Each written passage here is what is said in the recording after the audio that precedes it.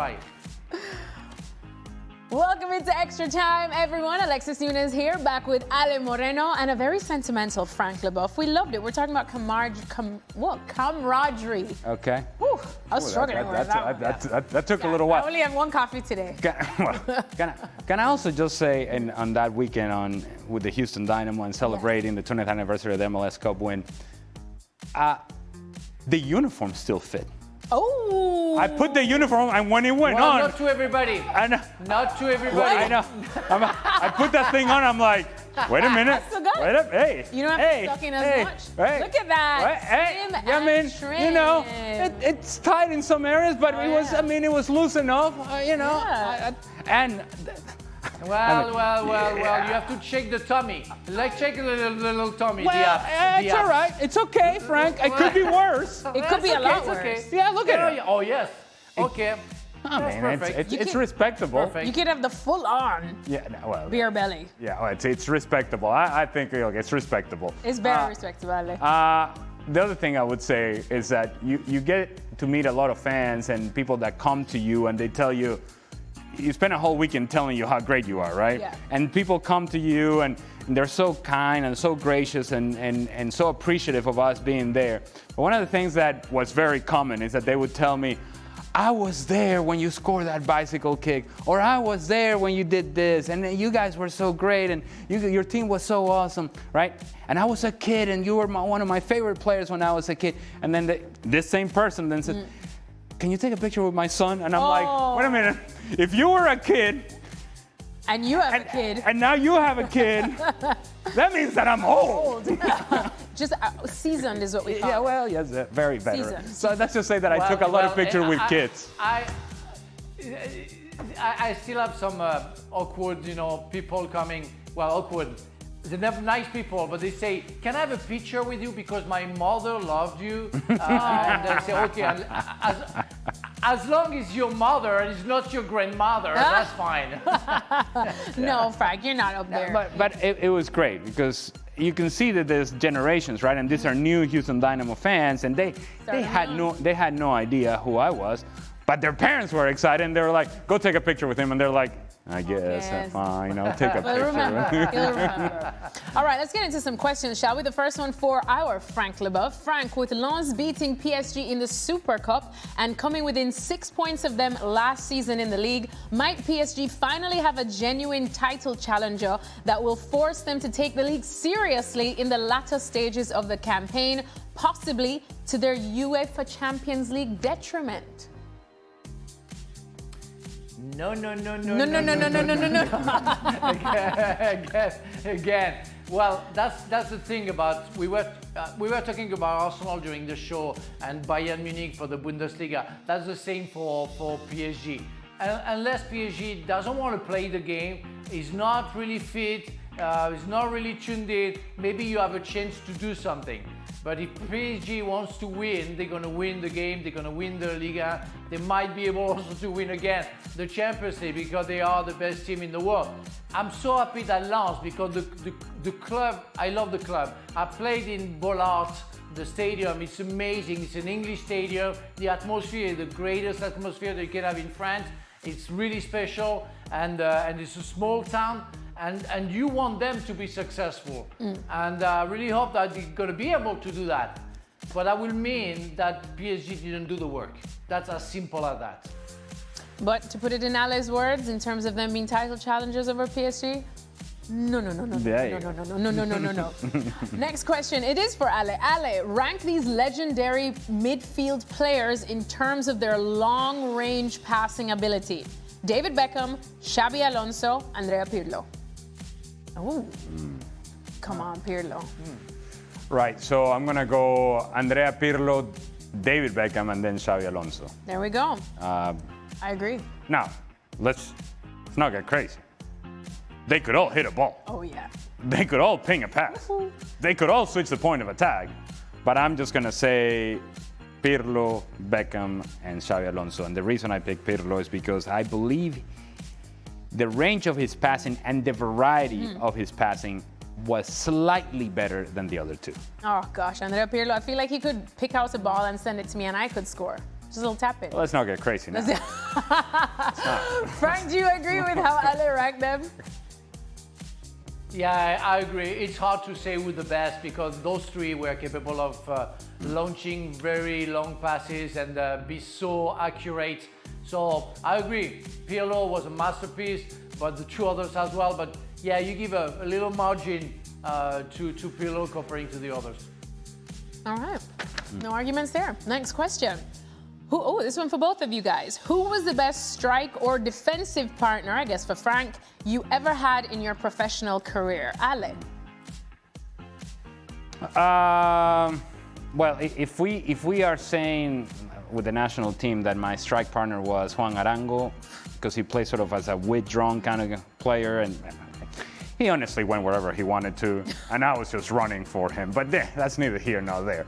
I would say Juan Arango, but in terms of a striker partnership at club level, Guillermo Barros Queloto, el Mellizo, that was so successful with Boca Juniors, and we played together, the Columbus Crew. Back in the day, back in the glory days, we could ball it up. And what made it so easy to play with him is that you just had to make yourself available. Make the run, he'll find you.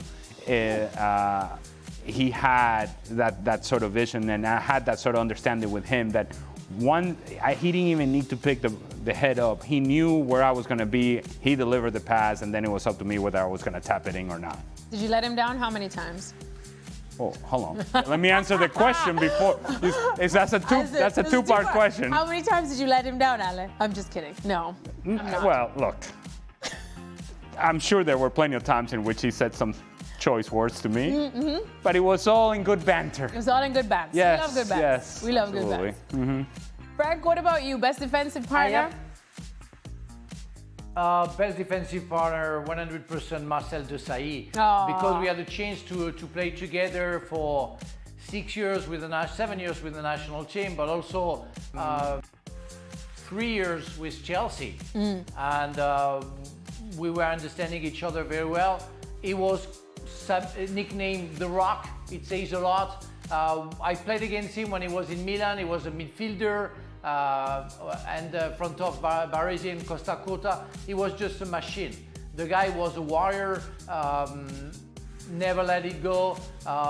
In the World Cup in '98, him and Emmanuel Petit were the two best players of our squad. Everybody put Zidane on top of everybody because he scored the 2 goals and he had a very good ending of the World Cup. At the beginning, he was red carded, so he didn't play a lot. And of course, Zizou is Zizou. But what Marcel Desailly was capable of doing all games long, or Emmanuel Petit, that was amazing. So Marcel is obviously, even if I play with somebody exceptional called Steve Clarke, the Scottish national team, former national team coach, that I really enjoyed playing with him. Marcel Desailly will have to be on the top. I love me some Marcel Desailly. Love me. Right, next question. Ale, which US men's national team player needs a strong upcoming season to stay in the picture for future call-ups for international duty? Cardoso, Musa, Adjumang, Brendan Aronson, Gio Reyna, Aidan Morris, etc. Quite a few there. Well, I would say all of the above, to be honest with you. The mystery of Johnny Cardoso and then his national team performances that doesn't quite match what he does at club level. That still remains something that needs to be sorted out by Pochettino and the United States men's national team. But Gio Reyna. I was going to say, has to be Gio Reyna. Gio Reyna. Right? And look, and Frank knows this very well. Gio Reyna is now going to play at Strasbourg. If you can't enjoy Strasbourg, by the beauty of the city of Strasbourg, if you're not inspired by your surroundings to go and play well, then I don't know what else to tell you. Yeah. It feels like this is like the last chance for him to really do something significant with his career that goes beyond just kind of riding the bench and getting a few minutes here and there. This has to be a consistently productive season for Gio Reyna in Ligue 1 in Strasbourg. Yeah, Frank, I'm pretty sure you'd agree Gio Reyna needs something. And I mean, the beauty of Strasbourg, surely. Yeah, well, Be careful, Mr. Reina. The food is very good. The alcohol is very good in Strasbourg. So don't go too much in the restaurant. But otherwise, we call it, and I think it's not proper to Strasbourg. We call it the little Marseille because of the craziness of the fans. But they are as crazy as the Marseille fan. The stadium is a little bit smaller. Marc Keller, my former teammate, the chairman of Strasbourg, made it a little bit bigger, and I have to go to see that because it's a huge change. But Strasbourg is a crazy city of football, and if you give 100%, you can lift up your level, and the career can finally get started for Reina, because we are talking about consistency. We don't want to see him being good every 10 games. That's the problem. We want him to be good every game, which will be very good for the US men's national team. Yes, indeed. Final question now. What kind of gifts does Dan Thomas bring back while on duty in Spain? Dan even brings back gifts? To whom? To whom? Maybe to his family, but not us, not his work familia. No, stop. What? Nada. Zero. I do wonder, because I'm going to Spain to cover the same games that Dan is covering. But I'm here tomorrow doing the show. Nope, but Dan's not. Whereas Dan apparently is leaving tomorrow. Yeah. Well, does he need some time to sort of kind of get used to his surroundings while he's in Spain, or he needs to rest? Maybe he's shopping for us, apparently. Oh, is he? Well, we will find out come next week. Because I don't know. Is Dan doing the show without you? Huh? Is he daring? Well, I'm merely suggesting that I'm leaving on Wednesday, as we were instructed to do. Because the games are Saturday and Sunday, right? Correct. And usually when games are Saturday and Sunday, we go out there Wednesday, if not Thursday, start coverage Friday, Saturday, etc. But Daniel Thomas. Well, he's experience. Experience. Yes, he's a seasoned veteran. Dan on work trips, especially to Spain, he knows how to do them gymnastics that Xhaka does when putting in vacation time. That is it. He knows how to maximize a work trip, let me tell you. Yeah, well, he's maximizing it right now. Frank, have you ever gotten any cute little trinkets from work trips from Dan? I don't expect anything from that, Thomas. You know what it is? I know that when I go to the restaurant, I know that I have to put my credit card. He's never even bought you dinner? And put it on the table. Of course not. Oh, of course not. come He's like that. on. He's done Thomas. It's already hard for him to wear a trouser to go to the restaurant. That's true. Do you want him to pay on top of it? No. Forget about it. Well, there you go, Joe. Whatever. I hope that answers your question. We've not received anything from Dan. But you notice the disdain and the sincerity. Yeah. The honesty from Frank is the first thing that he said there was, you never expect anything from Dan Thomas. Truer words. Truer words have never been spoken. Have never been spoken. I mean, Dan has a corp card. He can treat you, Frank. He can treat you to at least one company dinner.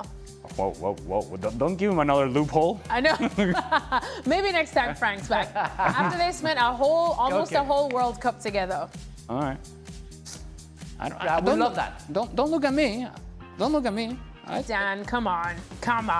All right, well, you definitely won't see Dan on any ESPN FCs tomorrow or Wednesday, but as of Thursday, look out for him in Spain. You'll see me tomorrow. You'll see Ale tomorrow. He's back with Kay Murray, and then I will be with Xhaka on Wednesday, but still, ESPN FC every day of the week on the ESPN app.